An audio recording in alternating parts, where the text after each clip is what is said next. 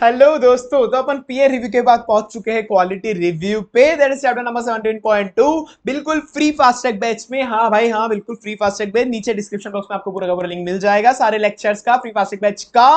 Further अपन जो वापस में बता देता हूं, अपन जो हर बार मैं बताता हूं तुमको कि अपन जो बाकी लोगों से थोड़ा अलग करने वाले हैं वो समझेंगे तो सही, वो सब लोग समझते हैं, सब लोग समझाते हैं, बट अपना मेन ध्यान एक अच्छा खासा रहने वाला है याद करने पे, रटने पे। क्योंकि जब तक आप रटोगे नहीं ऑडिट को, तब तक आपको मार्क्स नहीं मिलेंगे, मतलब नहीं मिलेंगे। तो रटाने की जिम्मेदारी मेरी होगी, मैं रटाऊंगा वीडियो के साथ, बस चलते रहिए अपनी वीडियो के साथ। ओके। और फर्दर ये किस बुक से होगा सर? ये वही बुक है जो मैंने कुछ दिनों पहले लॉन्च करी थी। नीचे डिस्क्रिप्शन बॉक्स में लिंक मिल जाएगा आपको परचेस करने के लिए। सॉफ्ट कॉपी मिलेगी ओनली 500 पेजेस के अंदर, सिर्फ 500 पेजेस के अंदर सारे कॉन्सेप्ट कॉम्प्रिहेंसिव है, सारे concept as well as questions भी इसी के अंदर आपको मिल जाएंगे। ये देखो, आपको दिख जाएगा ऑब्जेक्टिव ऑफ क्वालिटी रिव्यू, फिर यहाँ पे इसी का क्वेश्चन ये आया हुआ था ऑब्जेक्टिव ऑफ क्वालिटी रिव्यू। तो आपका कॉन्सेप्ट भी कवर हो गया, क्वेश्चन भी कवर हो गया, और जो क्वेश्चन जिसका अलग से है वो नीचे और अलग से क्वेश्चंस भी दे दिए, मतलब सारे क्वेश्चंस कवर इसके अंदर ओवरऑल जितने भी ऐसे के आज तक क्वेश्चन थे। ओके।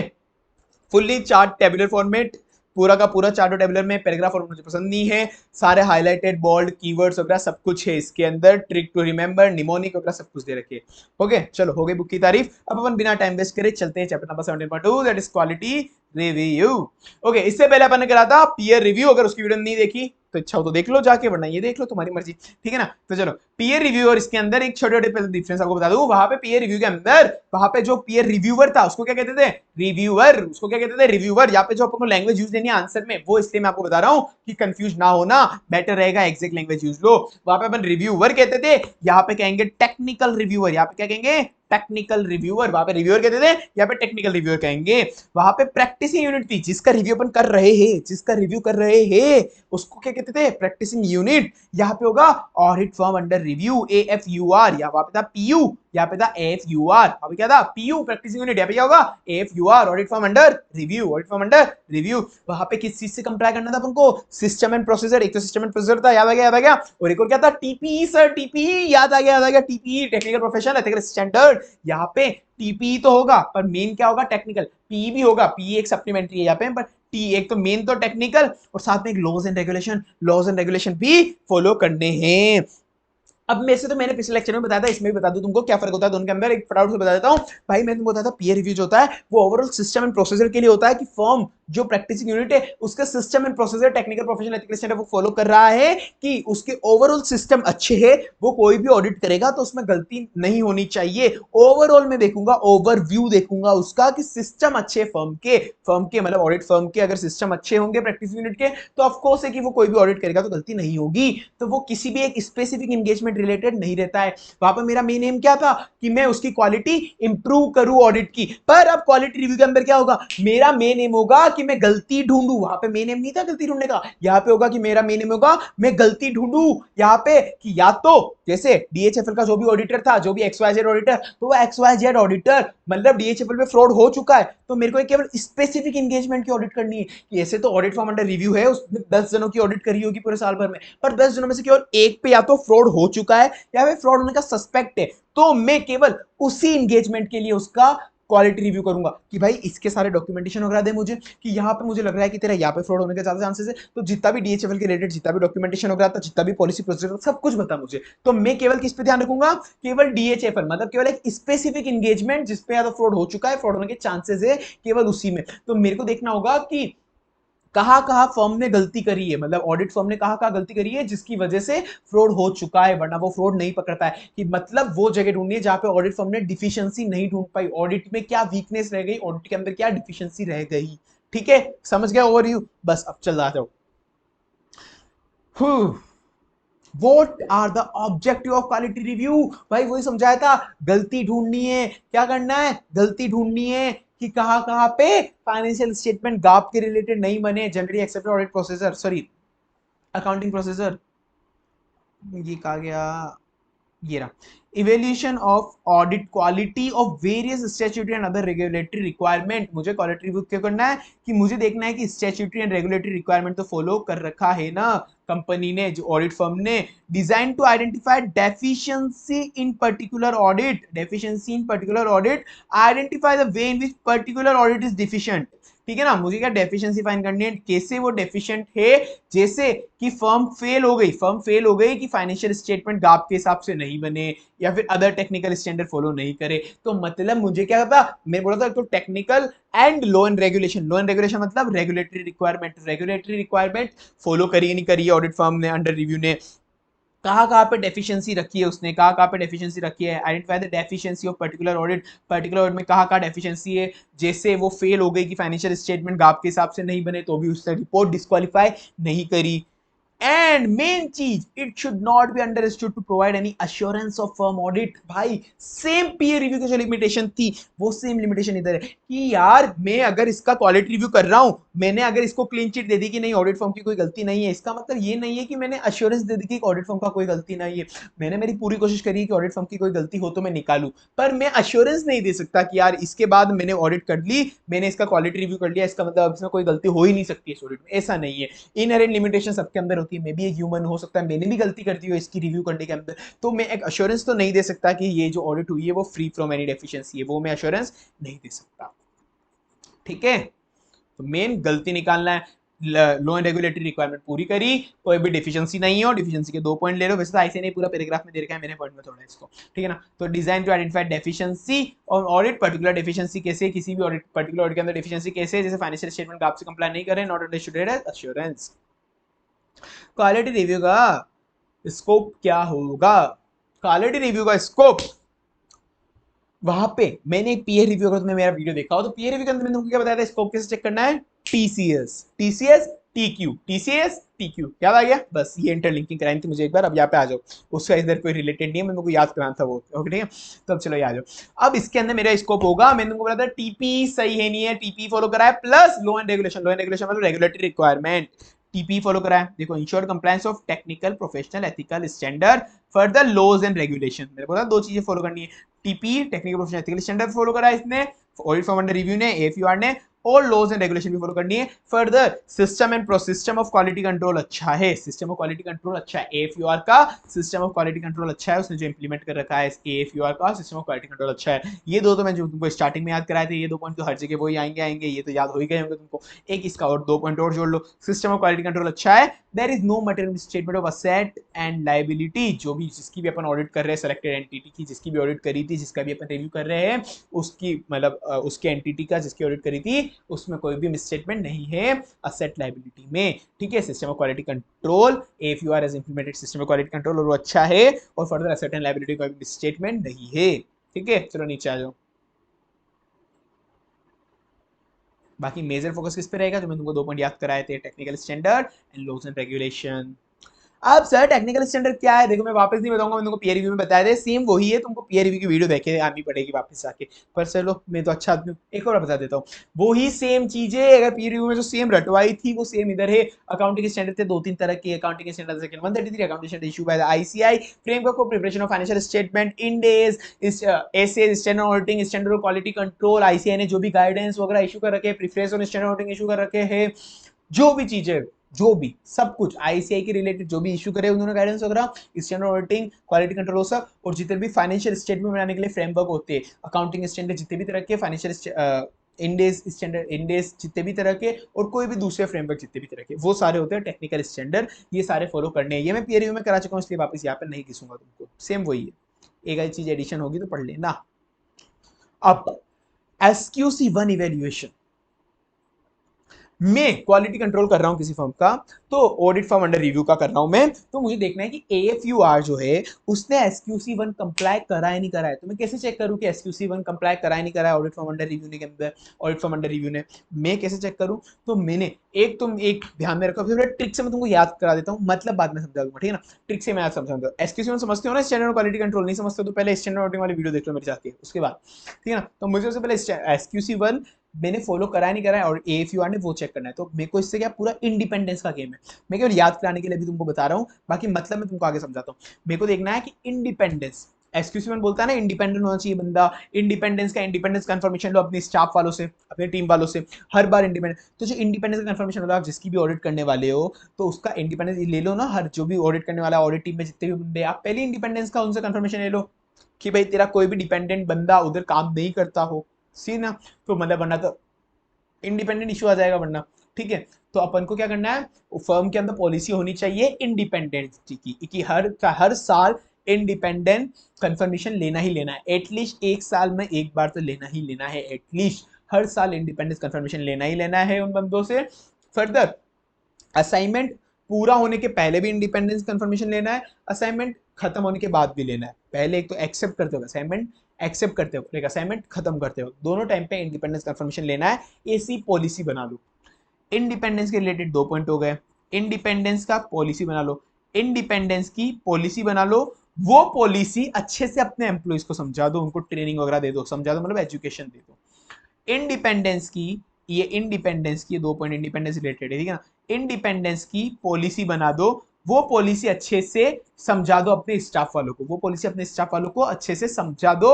उसके लिए इस पॉलिसी को गाइडलाइन को इंप्लीमेंट वगैरह करने के लिए कौन कौन होगा रिस्पॉन्सिबल, EQCR होगा, EQCR रिस्पॉन्सिबल होगा, कौन होगा, EQCR रिस्पॉन्सिबल होगा, कौन होगा, EQCR रिस्पॉन्सिबल होगा, EQCR रिस्पॉन्सिबल होगा। ठीक है सर,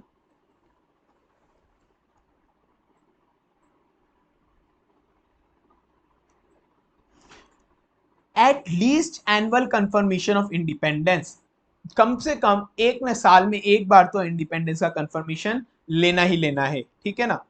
अब independence confirmation also to be taken before acceptance and continuance and when issuing the audit report, तीनों टाइम पे एक्सेप्ट करते वक्त, कंटिन्यू कर रहे हैं अपन जब, और एक ऑडिट रिपोर्ट फाइनली इशू कर रहे हैं तब भी, तो ये दो तो हो गए इंडिपेंडेंट।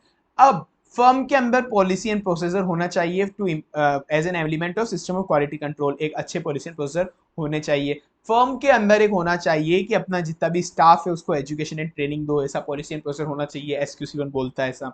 SQC1 ये भी बोलता है कि एक EQCR को अपॉइंट करो लिस्टेड कंपनी की ऑडिट पे, तो EQCR अपॉइंट होता है ना, वो रिव्यू करता है ना, EQCR अपॉइंट भी होता है, वो रिव्यू भी करता है ना अप्रोप्रिएट टाइम पे, प्लानिंग वगैरह पे, ये सारी चीजें। Whether audit firm assign person responsible for monitoring appropriate experience and role, जो भी क्वालिटी कंट्रोल को रिव्यू करने के लिए जो भी तुमने बंदा वहां पे अपॉइंट करा है उसके पास सफिशिएंट एक्सपीरियंस वगैरह तो है ना, ठीक है ना। तो ये याद कैसे करना है, इंडिपेंडेंस की पॉलिसी बनाओ, उस पॉलिसी को अच्छे से एम्प्लॉय वगैरह को समझाओ, और उसके लिए कौन रिस्पॉन्सिबल होगा, EQCR।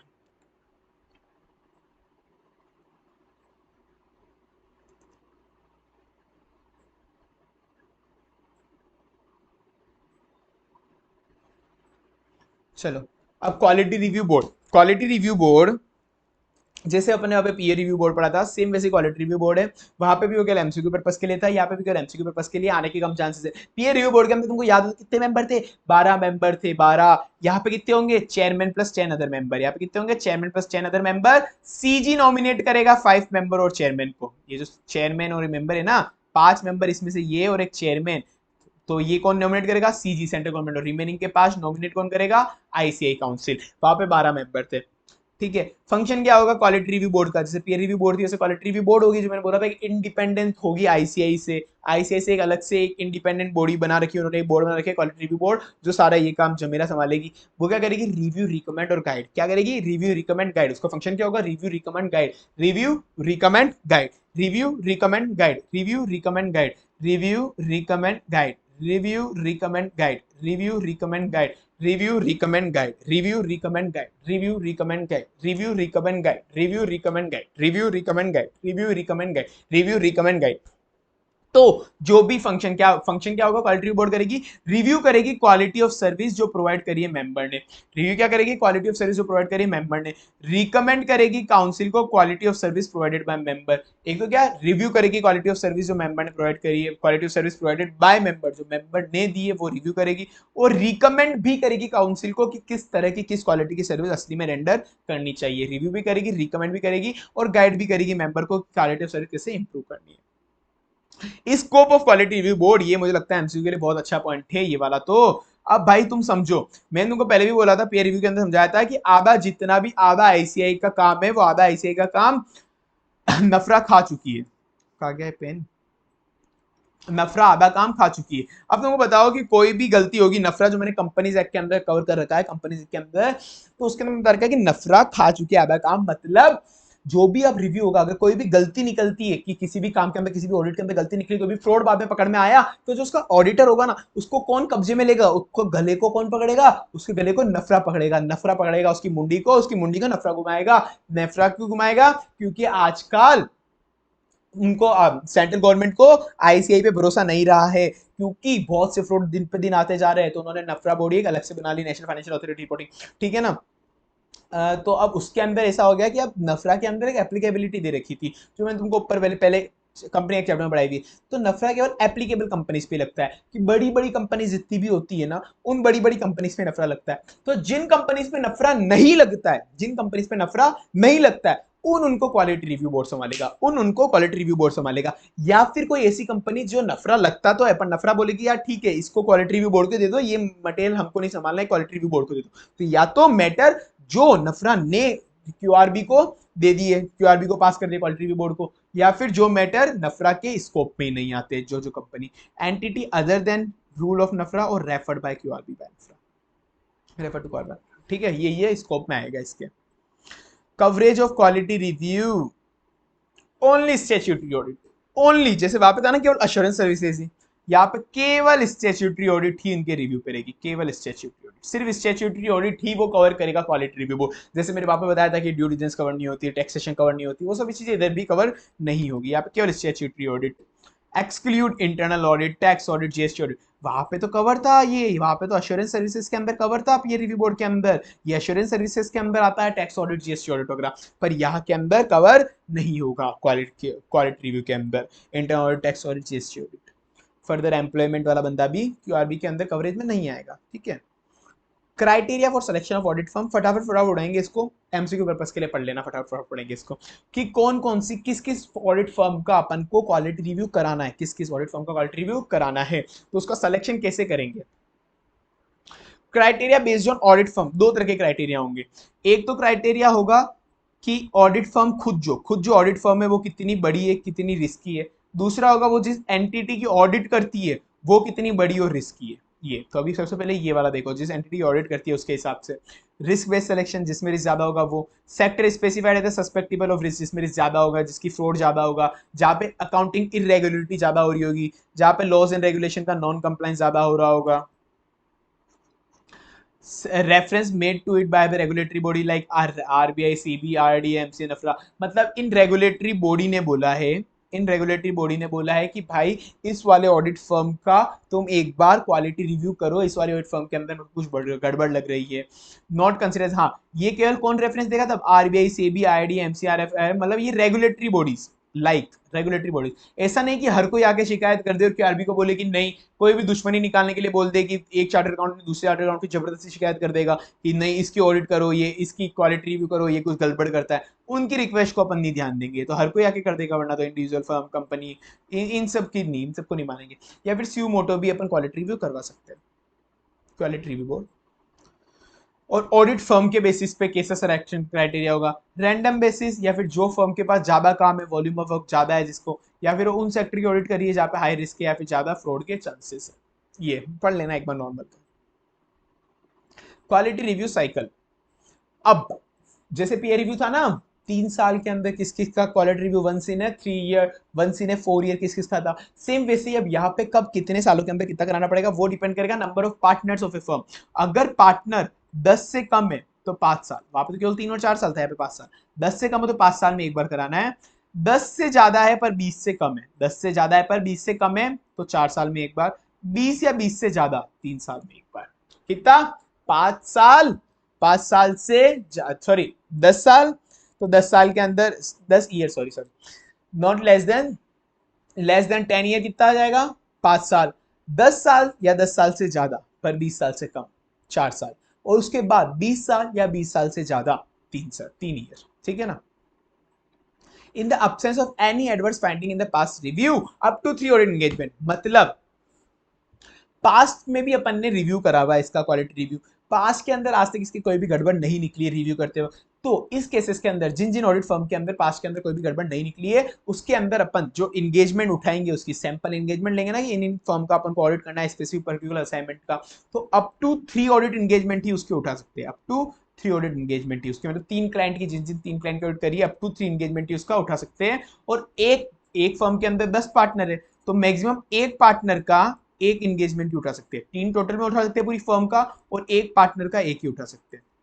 ठीक है, 3 टोटल एंगेजमेंट का और एक एंगेजमेंट का एक ही उठा सकते हैं। और अगर कोई भी एडवर्स फाइंडिंग पास के अंदर निकली थी तो अनलिमिटेड, फिर 3 से ज्यादा भी उठाएंगे, और एक फर्म का एक पार्टनर का एक से ज्यादा भी उठाएंगे, फिर तो छोड़ो। Quality review process, quality review process अभी नीचे आएगा, पर सबसे पहले देखते हैं। एक तो मैंने तुमको बताया था QRB, एक होता है सबसे पहले रिव्यूअर, टेक्निकल रिव्यूअर जिसको नाम यहाँ पे दिया हुआ है। टेक्निकल रिव्यूअर सबसे पहले रिपोर्ट सबमिट कराता है QRG को। टेक्निकल रिव्यूअर ने अपनी रिव्यू कर ली, वो QRG को देगा। ये होता है क्वालिटी रिव्यू ग्रुप। फिर उसके बाद होगा क्वालिटी रिव्यू ग्रुप पहले अच्छे से स्टडी कर लेगा सब कुछ, फिर फाइनली वो बताएगा क्वालिटी रिव्यू बोर्ड को। ठीक है ना, फाइनली बताएगा क्वालिटी रिव्यू बोर्ड को। मतलब हर छोटी छोटी चीज क्वालिटी रिव्यू बोर्ड को केवल फाइनल कंटेंट जाएगा फिल्टर होके। क्वालिटी रिव्यू ग्रुप बना रखे हैं कि जैसे टेक्निकल जितनी भी ट्राई रिलेटेड इंडस्ट्री हो गई, टेलीकम्युनिकेशन रिलेटेड इंडस्ट्री हो गई, उसका एक क्वालिटी रिव्यू ग्रुप बना दिया। जितनी भी मैन्युफैक्चरिंग रिलेटेड हो गई उसका एक क्वालिटी रिव्यू ग्रुप बना दिया। जितनी भी सर्विस इंडस्ट्री होगी उसका क्वालिटी रिव्यू ग्रुप बना दिया। ऐसे अलग अलग डिफरेंस पे फिर जो टेक्निकल रिव्यूअर होगा वो QRG को देगा, QRG QRB को देगा रिपोर्ट। ठीक है ना, तो examine the final report of technical reviewer कौन करेगा? एक ग्रुप टेक्निकल रिव्यूअर। ये इस हिसाब से technical reviewer would prepare a report. अब various stages of quality review assignment, normal, बहुत नॉर्मल। कैसे स्टेज कैसे होगी? नॉर्मल, बहुत नॉर्मल चल रहा है। नॉर्मल जैसे मैंने तुमको पीयर में बताया, नॉर्मल समझे तो और इजी है। सबसे पहले ऑडिट फर्म सेलेक्ट होगी, select audit firm and audit file to review. Audit firm select होगी कि AFUR जिसकी रिव्यू करना है, और जिसका इसका रिव्यू कौन करेगा, दोनों सेलेक्ट कर लिया। इसका रिव्यू करना है, इसका रिव्यू ये करेगा। ऑफर लेटर भेजेगा टेक्निकल रिव्यूअर को, सेलेक्ट हो गई। अब वो ऑफर लेटर भेजेगा टेक्निकल रिव्यूअर को। नॉर्मल चला ना प्रोसेस, पहले सेलेक्ट कर ले कि इसका रिव्यू करेगा और इसका रिव्यू ये करेगा। तो उसको टेक्निकल रिव्यूअर को ऑफर लेटर भेजा कि भाई तू इसका रिव्यू करेगा, एग्री है ना? वो बोलेगा कि हाँ भाई मैं एग्री हूँ, मैं एक्सेप्टेंस देता हूँ, मैं एक्सेप्टेंस देता हूँ। फिर उसके बाद जो क्वालिटी रिव्यू बोर्ड होगा वो इंटीमेट करेगा AFUR को कि भाई तेरा रिव्यू हम कराने वाले हैं और ये बंदा करेगा, तेरा रिव्यू कराने वाले और ये बंदा तेरा रिव्यू करेगा। तो जो ये AFUR होगा ना, वो उसको क्वेश्चनरी दे देगा, मतलब क्वेश्चनरी फिल करके दे देगा। जो भी टेक्निकल रिव्यूअर ने क्वेश्चनरी दी थी AFUR को भरने के लिए, वो ये क्वेश्चनरी इसको फिल करके इसको दे देगा। नॉर्मल जो पीयर रिव्यू के अंदर हुआ था, नॉर्मल प्रोसेस चली नॉर्मल। पहले सिलेक्शन हुआ, सिलेक्शन के बाद अपने AFUR को बताया कि AFUR तेरी हम रिव्यू करने वाले। फिर टेक्निकल रिव्यूअर AFUR को एक क्वेश्चनरी देगा कि ये फिल मुझे करके दे दो, फिल मुझे, फिर ये वो फिल करके उसको दे देगा। ठीक है, नॉर्मल हो गया। फिर उसके बाद उसको टेक्निकल रिव्यूअर रिव्यू करेगा। अब उसको अगर ऑफ साइट रिव्यू भी करना है, ऑन साइट रिव्यू भी करना है, जो भी करना है वो करेगा। पहले तो वो ऑफ साइट रिव्यू करेगा, ऑफ साइट मतलब वहां पे साइट पे जाए बिना, मतलब उसके ऑडिट फर्म की जगह पे, ऑफिस पे जाए बिना। फिर बाद में उसको जरूरत पड़ी तो ऑन साइट रिव्यू विजिट भी करेगा वो। फिर उसके बाद वो एक प्रिलिमिनरी रिपोर्ट AFUR को इशू करेगा।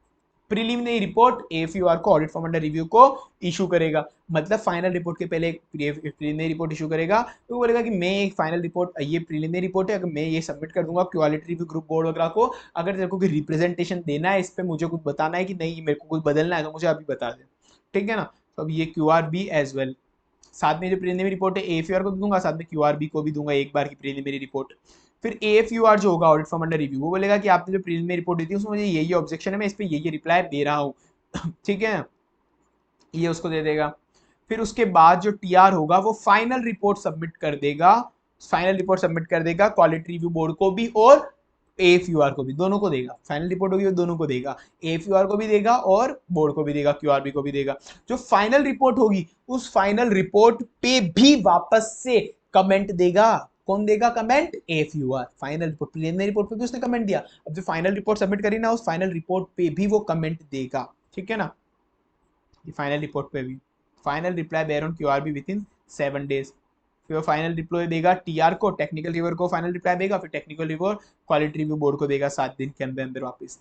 जैसे मैंने रिपोर्ट सबमिट कराई, सबसे पहले क्या हुआ, प्रीलिमिनरी रिपोर्ट सबमिट कराई। प्रीलिमिनरी रिपोर्ट पे भी मैंने दोनों को सबमिट करी, प्रीलिमिनरी रिपोर्ट भी दोनों को, किसको? AFUR क्वालिटी रिव्यू बोर्ड दोनों को। फिर उसके बाद उसका रिप्लाई जो आया वो रिप्लाई मैंने पढ़ के फाइनल रिपोर्ट सबमिट कर दी। वो फाइनल रिपोर्ट भी मैंने किसको सबमिट करी? दोनों को सबमिट करी। पर वो फाइनल रिपोर्ट पे भी मुझे वापस रिप्लाई चाहिए था क्योंकि डिफिशियंसी थी कोई। तो फाइनल रिपोर्ट पे भी जो रिप्लाई देगा AFUR, वो AFUR रिप्लाई देगा टेक्निकल रिव्यूअर को, टेक्निकल रिव्यूअर समझेगा उसको, समझने के बाद 7 दिन के अंदर अंदर वो रिप्लाई का उसको फाइनल जो भी समरी फाइंडिंग फाइनल होगी बिल्कुल, वो QRB को दे देगा। ठीक है, अब QRG पहले कंसीडर करेगी टेक्निकल रिव्यू की रिपोर्ट को, फिर वो QRB को बताएगी, QRB को फाइनल रिकमेंडेशन देगी कि ऐसा ऐसा हमको करना चाहिए। ठीक है ना, फिर क्वालिटी रिव्यू बोर्ड उस रिपोर्ट को फाइनली कंसीडर करेगा। चलो, अब स्टेज वाइज अप्रोच में जो ऊपर स्टेज थी ना सेम वही है, इसको बड़ा चढ़ा के जबरदस्ती का आईसीआई को तो कंटेंट बढ़ाना होता है, अब क्या करें, चलो ठीक है। ओवरऑल यही है ऊपर। Submission of report, submit a preliminary report to AFUR, a preliminary report after obtaining comment of AFUR, TR would submit his final report to the board। जो मैंने तुमको बताया था, ये वही इंटरिम रिपोर्ट, फाइनल रिकॉर्ड, ये वही चीज है जो मैंने तुमको बताया था। अब ये है consideration of report of QRG. TR report जो होगा एफआर फाइनल कमेंट वो क्यूआरजी कंसीडर करेगा, क्यूआरबी को बताएगा। ये हो गया recommendation of QRB to QRG, QRG को रिकमेंडेशन देगा, जो मैंने ऊपर बताया वही चीज़ देगी।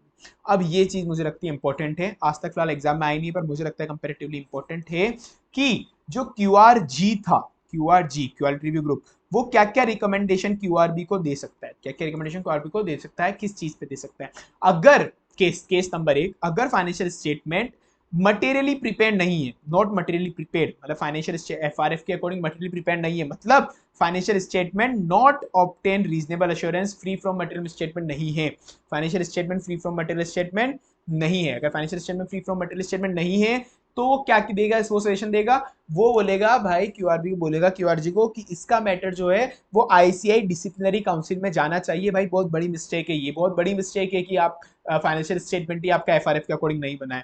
तो matter may be recommend to the ICI disciplinary committee, ठीक है ना। और अगर नॉर्मल एक, अगर अदर केसेस में कंप्लाई, एक तो था मटेरियल, अगर नॉन मटेरियल कंप्लाइंस है तो नॉन मटेरियल कंप्लाइंस के अंदर तो उसको बोल देंगे AFUR में be issued by the advisory guideline, QRB खुद ही इशू कर देगा, क्वालिटी रिव्यू बोर्ड खुद ही एक एडवाइजरी गाइडलाइन इशू कर देगा, मटेरियल तो ये नहीं, वो खुद ही समझा देगा, एडवाइजरी दे देगा कि भाई इस बार ऐसे करा, अगली बार ऐसे करना, समझ जा, ठीक है ना।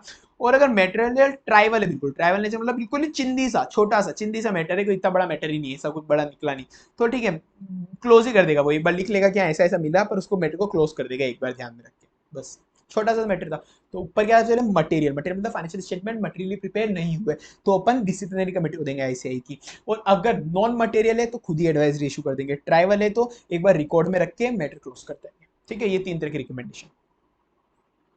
अब reporting and qualification, reporting and qualification 2 तरह की रिपोर्ट मैंने तुमको बताई थी, एक तो प्रीलिमिनरी रिपोर्ट और फाइनल रिपोर्ट, वो 2 तरह की रिपोर्ट जाती है। और एक क्लीन रिपोर्ट तो मतलब जानती हो जिसके अंदर कोई भी गलती नहीं हो, मतलब क्लीन चिट दे दी अपन ने कि इसमें कोई भी गलती नहीं करी थी एफयूआर ने। अब मुझे बताओ कि क्वालिफाई कब कब कर सकता है रिपोर्ट। मैंने ऊपर तुमको पढ़ाया था, वापस वही चीज याद जाओ, technical professional ethical standard and laws and regulation, 2 चीज तुमको पढ़ाई थी मैंने, TP and laws and regulation. Non comply करा है टेक्निकल प्रोफेशनल एथिकल स्टैंडर्ड का तो मुझे क्वालिफाई करनी पड़ेगी मेरी रिपोर्ट, लॉज एंड रेगुलेशन का नॉन कंप्लायंस करा है तो मुझे क्वालिफाई करनी पड़ेगी। ये 2 पॉइंट है quality related, 2 point quality related.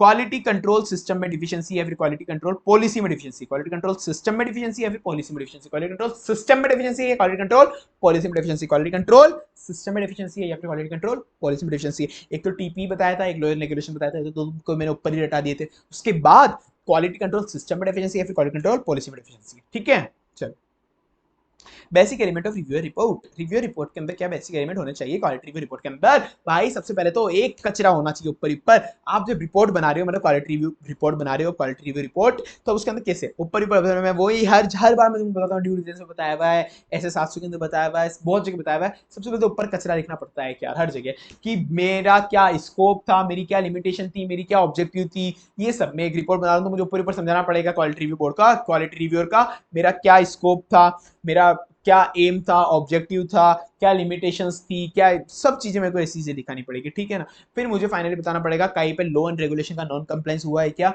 या फिर कहीं पे टीपी का नॉन कंप्लायंस हुआ है क्या, ठीक है ना। ये हो गया फर्स्ट पॉइंट, मैंने तो बताया था इसको पीरियड लिमिटेशन, ये फिर मेरे को 2 तरह के नॉन कंप्लायंस, वही सेम वही जो मैं तुमको, ये सोचो मत कुछ भी, TP and laws and regulation, वही 2 पॉइंट, ये पॉइंट तो हर जगह काम आ रहे हैं तुम्हारे, हर जगह चेपने तुमको। Statement indicating instance of lack of compliance in technical professional ethical standard and lack of compliance in relevant to laws and regulation, ठीक है ना। Technical professional ethical standard and laws and regulation में कोई नॉन कंप्लायंस।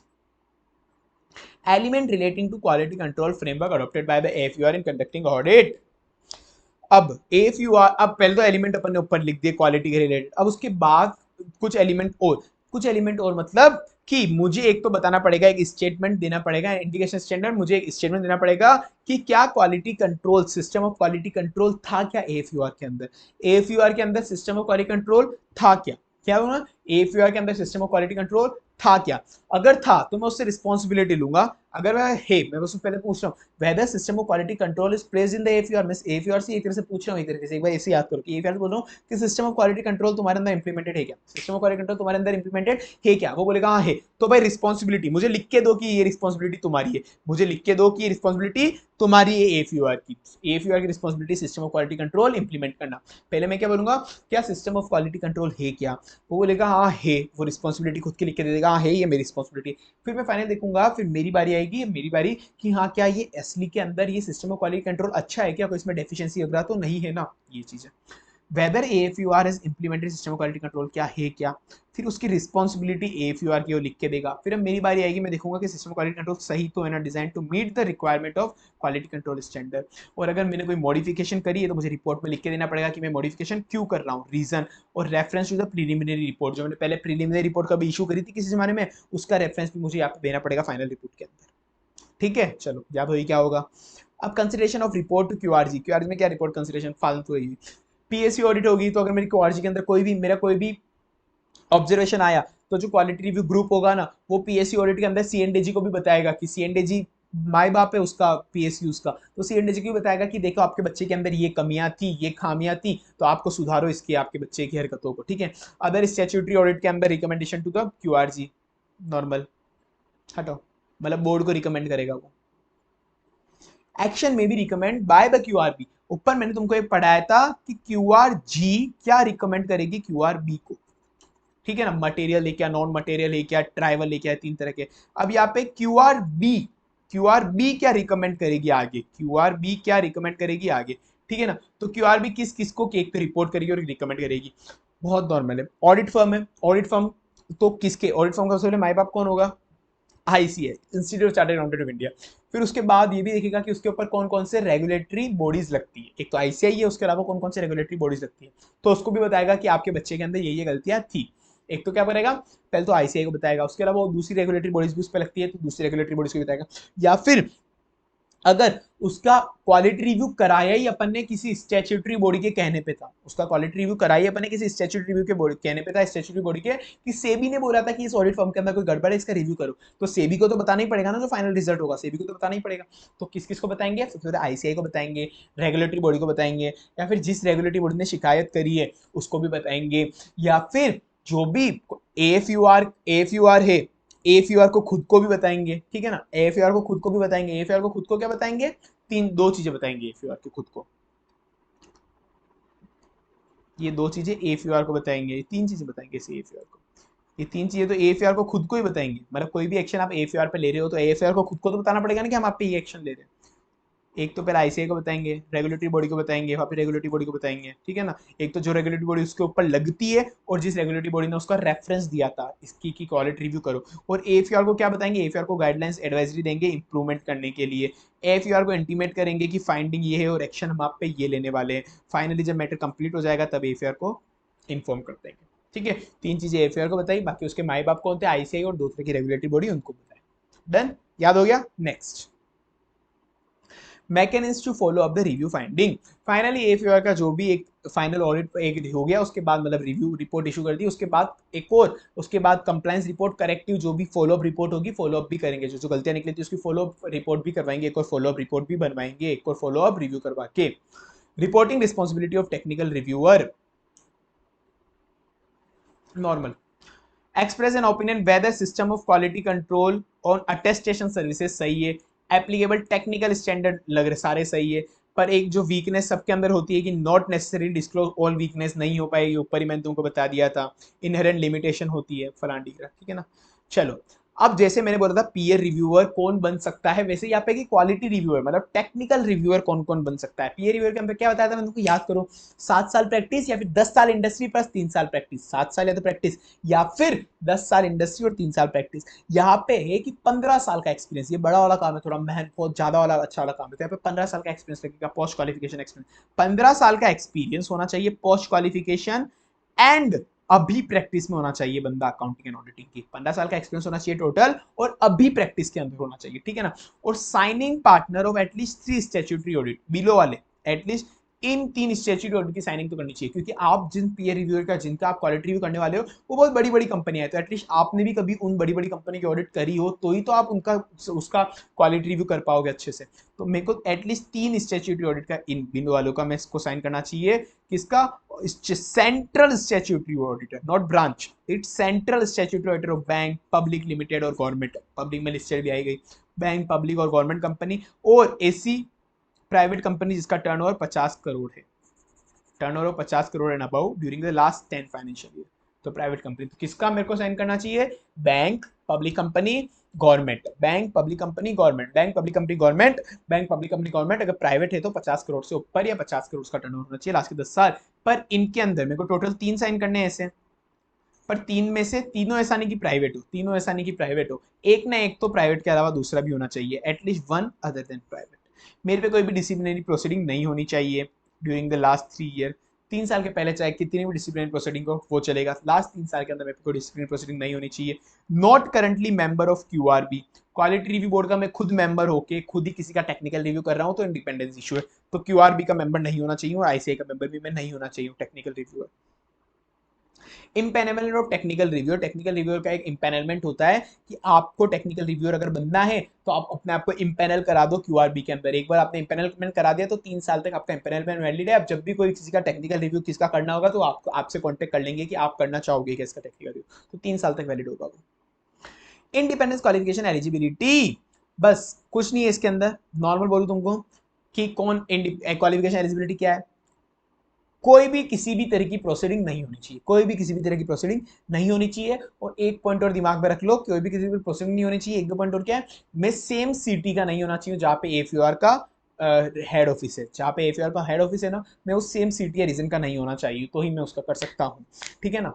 चलो अब नीचे एक बार चलो, किसी भी तरह की प्रोसीडिंग नहीं होनी चाहिए, सेम सिटी का नहीं होनी चाहिए, किसी भी तरह की प्रोसीडिंग मतलब कोई भी डिसिप्लिनरी प्रोसीडिंग नहीं होनी चाहिए। लास्ट 3 ईयर की बात हो रही है, ऊपर भी बता दिया था, कोई भी डिसिप्लिनरी प्रोसीडिंग नहीं होनी चाहिए चार्टर्ड अकाउंटेंट एक्ट के अंदर। कोई भी मेरा उससे रिश्ता नाता नहीं होना चाहिए, कोई भी रिश्ता नाता नहीं होना चाहिए, स्टैट्यूटरी ऑडिटर नहीं होना चाहिए मैं, या फिर कोई भी सर्विस भी नहीं देनी चाहिए उसको लास्ट 3 साल के अंदर। मतलब जिस फर्म की, ऑडिट फर्म की मैं रिव्यू करने वाला हूँ उसका मैं स्टैट्यूटरी ऑडिटर तो नहीं था ना लास्ट 3 साल के अंदर, मैंने उसको कोई भी सर्विस तो नहीं दी थी ना लास्ट 3 साल के अंदर, कोई भी एसोसिएशन तो नहीं था ना मेरा उसका लास्ट 3 साल के अंदर। जो 141 सबसेक्शन 3 के अंदर जो भी गाइडलाइन दिए कंपनीज एक्ट के लिए कि अगर आपको कंपनी का ऑडिटर बनना है तो आपको ये फुलफिलमेंट करनी है क्राइटेरिया, वो क्राइटेरिया आपको इधर भी फुलफिल करना पड़ेगा एफयूआर की रिव्यू करने के लिए। कोई भी डिसिप्लिनरी प्रोसीडिंग नहीं होनी चाहिए लास्ट 3 साल के अंदर, कोई भी तरह का किसी भी तरह का उसके साथ एसोसिएशन नहीं होना चाहिए, स्टैट्यूटरी ऑडिटर भी नहीं होना चाहिए, कोई भी एसोसिएशन भी नहीं होना चाहिए, और एलिजिबिलिटी 141 सबसेक्शन 3 की कंपनी वाली को होनी चाहिए। ठीक है।